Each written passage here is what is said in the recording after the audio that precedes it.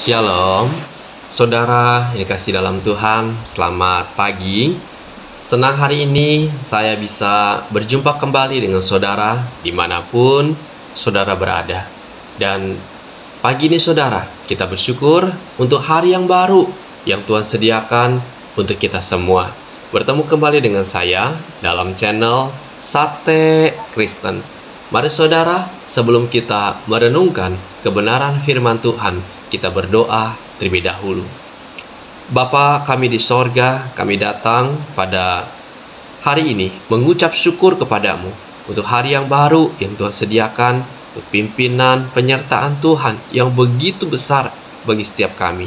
Tuhan, saat ini kami ingin mendengar kebenaran firman-Mu. Berbicaralah kepada setiap kami secara pribadi. Di dalam nama Tuhan Yesus, kami berdoa dan kami mengucap syukur. Amin. Saudara, perenungan kita didasari dari kitab Daniel pasal 3 ayat 16 sampai 18. Saya akan bacakan ayat ini untuk kita bersama. Lalu Sadrak, Mesak dan Abednego menjawab Raja Nebukadnezar, "Tidak ada gunanya kami memberi jawab kepada tuanku dalam hal ini. Jika Allah kami yang kami puja sanggup melepaskan kami, maka Ia akan melepaskan kami dari perapian yang menyala-nyala itu dan dari dalam tanganmu ya Raja. Tetapi seandainya tidak, hendaklah tuanku mengetahui ya Raja, bahwa kami tidak akan memuja dewa tuanku dan tidak akan menyembah patung emas yang tuanku dirikan itu." Saudara, Sadrak, Mesak dan Abednego adalah 3 anak muda Ibrani yang dibawa sebagai tawanan ke Babel setelah Nebukadnezar mengalahkan bangsa Israel dan menghancurkan Yerusalem. Ketiga pemuda ini dikenal memiliki hati yang mengasihi Tuhan dan hati yang takut akan Tuhan. Karena itu, sekalipun mereka ada di negeri asing yang menyembah para dewa, mereka memiliki tekad untuk tidak menajiskan diri dengan santapan dan anggur yang biasa diminum raja. Saudara, dalam kehidupan iman, mereka menghadapi tantangan yang tidak mudah, yang secara manusia mengharuskan mereka untuk menyerah. Di mana pada waktu itu saudara, Raja Nebukadnezar membuat sebuah patung emas yang tingginya 60 hasta dan lebarnya 6 hasta yang didirikannya di dataran Dura di wilayah Babel.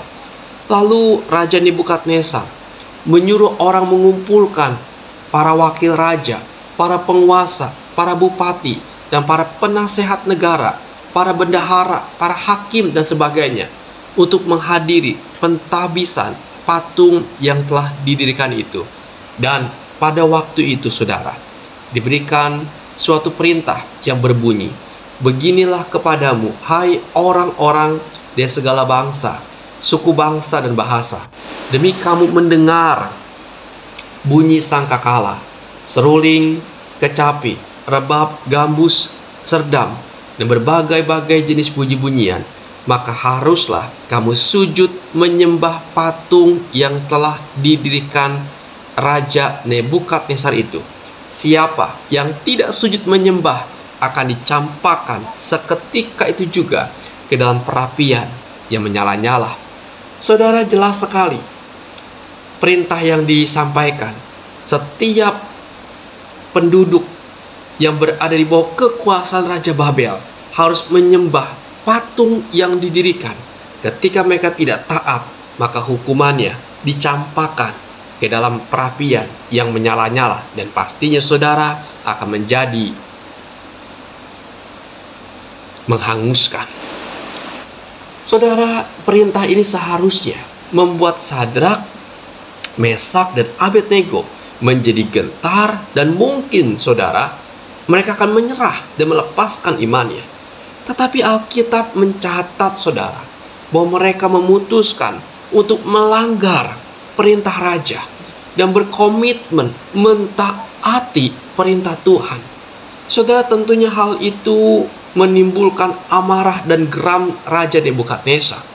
Karena itu Raja Nebukadnezar memberikan kesempatan untuk menyelamatkan diri dengan sujud menyembah patung emas yang didirikan itu.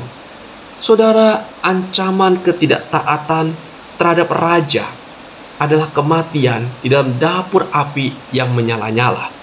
Tetapi kita melihat dalam Daniel pasal 3 ayat 16-18, dengan yakin mereka menyatakan iman mereka sekalipun resiko yang harus mereka hadapi.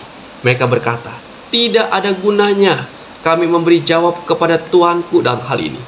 Jika Allah kami yang kami puja sanggup melepaskan kami, maka Ia akan melepaskan kami dari perapian yang menyala-nyala itu dan dari dalam tanganmu ya Raja. Tetapi seandainya tidak, hendaklah Tuanku mengetahui ya Raja, kami tidak akan memuja dewa Tuanku dan tidak akan menyembah patung emas yang Tuanku dirikan itu. Oh saudara, Sadrak, Mesak, dan Abednego tidak berdoa kepada Tuhan untuk melepaskan mereka dari situasi yang genting pada waktu itu. Tetapi mereka tetap setia, berkomitmen mengikut Tuhan sekalipun tantangan begitu besar mereka hadapi. Mereka tidak mau menjual iman mereka. Saudara, mereka tetap percaya kepada Tuhan. Dan mereka mau mempercayakan hidup mereka kepada Tuhan. Dan sekalipun mereka berada dalam bahaya, mereka tetap berkomitmen mengasihi Tuhan dan setia kepada Tuhan.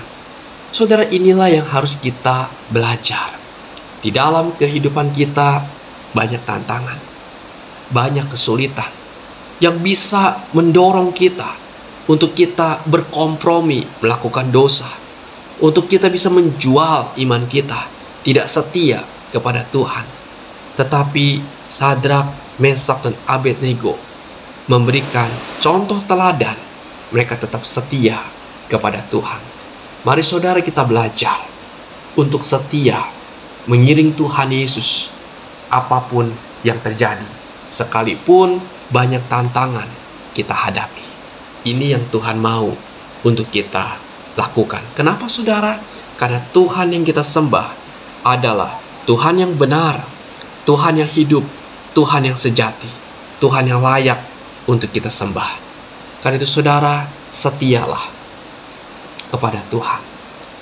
Tetaplah percaya kepada Tuhan, mempertahankan iman kita apapun harga yang harus kita bayar. Mari kita berdoa. Tuhan, terima kasih untuk kebenaran-Mu hari ini. Ajarkan kami untuk setia kepada Engkau.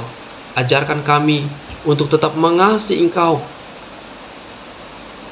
Sekalipun tantangan begitu banyak kami hadapi. Tuhan Yesus, terima kasih untuk kebenaran-Mu. Meteraikan dalam kehidupan kami. Pimpin sepanjang hari ini tiap langkah kami. Sertai ya Tuhan, dan berkatilah apa yang kami kerjakan.